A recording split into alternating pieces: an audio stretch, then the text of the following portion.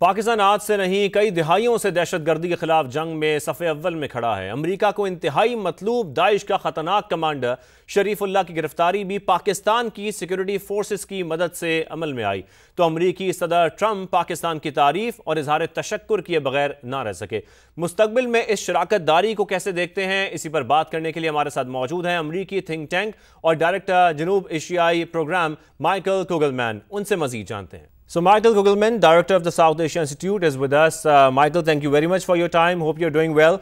Michael, how do you see the statement the President Donald Trump thanked Pakistan for helping the US in the arrest of the top terrorist involved in the 2021 bombing at Kabul airport's Abigate? Well, I think it would be seen as a bit unexpected. I think that there was a strong view that the new administration would not be in a hurry to reach out to Pakistan. There are a number of harsh critics of Pakistan in this administration, and that includes President Trump. So I think that makes this a bit surprising and also very significant. The U.S.-Pakistan relationship has been a bit unsettled. It's really lacked an identity since U.S. forces left Afghanistan. But it does appear that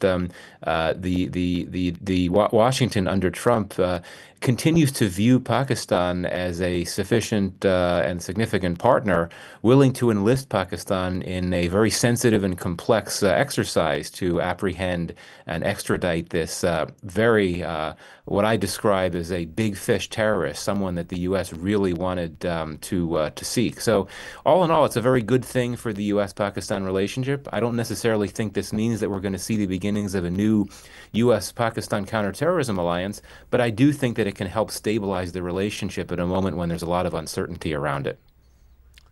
All right. Also, can you share the details about the cooperation between the U.S. and Pakistan intelligence agencies in this operation?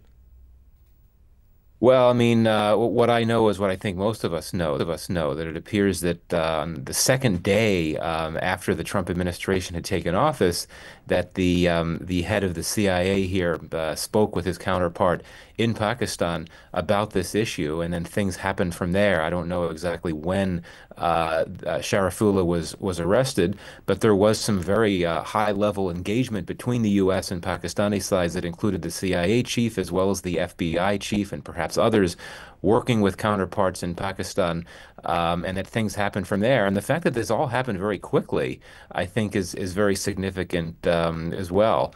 Whether this could mean more high-level engagements on broader cooperation, we'll see.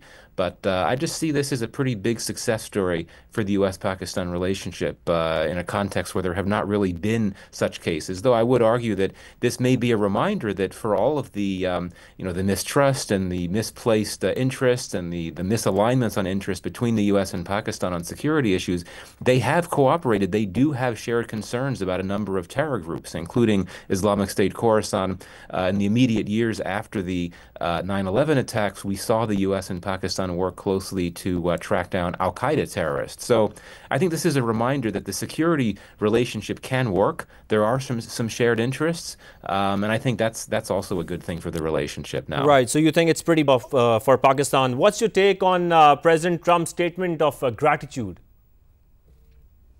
Again, when we think of Trump and what he said about Pakistan, we tend to think of that infamous New Year's Eve tweet back in 2018 when he said that Pakistan is a country with lies and deceit. It was extremely negative, very critical. So for him to come out in what is a very significant forum, I mean, this is his joint address to Congress. It's the equivalent of a State of the Union. It wasn't a State of the Union because he hasn't been in office for a year yet, but it's a very significant address. Everyone is watching it. And for him to take time to step back and thank Pakistan, he could have just bragged, quite frankly, about how the U.S. had been able to apprehend this much-wanted terrorist. But the fact that he took the time to recognize Pakistan for its contributions, I think that's very important. All right. Michael, the U.S. has admitted in the past that Pakistan is its ally in the war on terror. It has made immense sacrifices. What is the new Trump administration's view on this? And how do you see Pak-U.S. relations after this arrival of Trump? Well, I don't think we should overstate the impact of this news on the broader relationship. As I said before, you have a number of people in this administration, including the president, the national security advisor, the secretary of state, that have previously been extremely critical of Pakistan. And given U.S. strategic interests in the broader region, and I think it feels that India is going to continue to be its biggest strategic bet. The focus on countering China will be a big priority for this administration, and given Pakistan's close relationship with China, I think that's going to cause some inherent challenges for U.S.-Pakistan relations.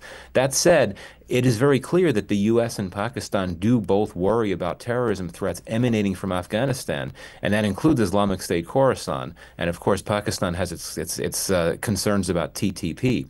So whether this successful case of cooperation could lead to scaled up collaborations between the two to address these shared terrorism concerns in Afghanistan, that remains to be seen. But one signpost that I would highlight, one thing to watch for in the coming days, will the two sides resume the U.S.-Pakistan counterterrorism dialogue that had been convened several times during the Biden administration? If we see that happen, that could be a good sign that there might be an indication or a willingness to move this security partnership forward. But the Trump administration might see this as a one-off thing. It may focus on other things and might not necessarily want to come back to Pakistan at this point. So let's see what happens with that counterterrorism dialogue in the coming days and weeks.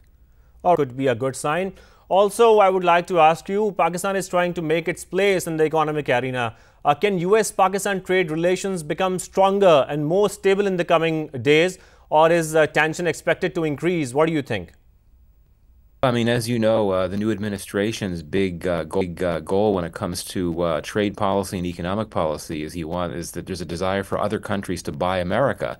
And I think Pakistan, because of its economic constraints, that might be difficult to do. But of course, the U.S. continues to be the top destination for Pakistani exports. That's important. I think that the administration would like to see more indications of a stabilizing economy in Pakistan over the long term. I think it would want to see indications of a reforms plan in place before it's really willing to step up on economic engagement. But I do think that the fact that we have seen significant levels of macroeconomic stabilization in Pakistan in recent weeks, including the recent news that inflation has gone down significantly, the lowest level in almost a decade. I think that indication of a stabilizing economy, at least in the immediate term, could create some opportunities for the U.S. But to be very candid, when the U.S. looks at South Asia, it sees trade partners in India and in Bangladesh and elsewhere and further afield in Vietnam. It has countries that it can look to for export for textile exports or textile imports. That, of course, is one of Pakistan's main contributions. So it will be very difficult, I think, for Pakistan to convince the U.S. to scale up economic ties, and of course, especially with the tariff risks. We know that the Trump administration has threatened tariffs across the board on many countries that could include Pakistan through the reciprocal tariff policy. So a long road ahead on that front. Michael Kugelman, thank you very much for joining us, your expert insights.